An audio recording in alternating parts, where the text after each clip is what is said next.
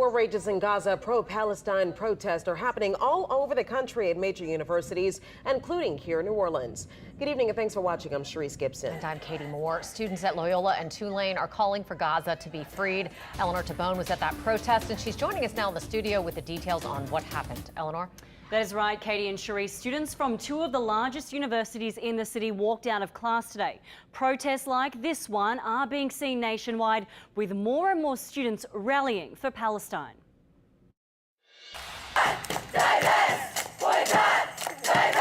We thought that we can still take the streets, we can still do some occupation and make a statement. Students from Loyola and Tulane universities took to the streets, closing down part of St. Charles Avenue. They're calling for both institutions to cut ties with companies linked to Israel or any businesses making money from this war. Our streets, our schools! That Tulane divest from any Israeli-affiliated military companies, especially, but all Israeli companies. That demand is similar to the one being made in New York City, where pro-Palestine protesters have been camping out on Columbia University's campus for the last week. We are calling upon Columbia University to divest, disclose, and provide amnesty for all students and faculty. On the West Coast, 90 people on the University of Southern California's campus were arrested this week, and more than 100 people were taken into custody at Emerson College in Massachusetts, and 4 officers were injured. Meanwhile, over in Texas on the campus of UT Austin,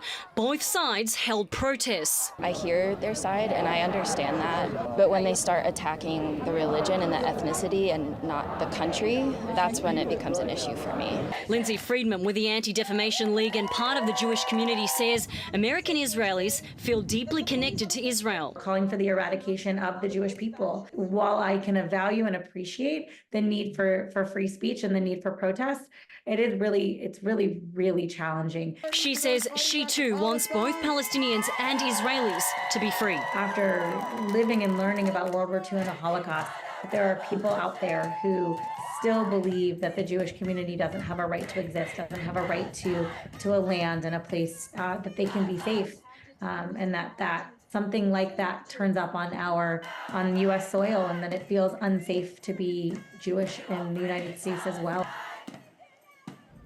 I reached out to Tulane. They chose not to comment, and I'm still waiting to hear back from Loyola.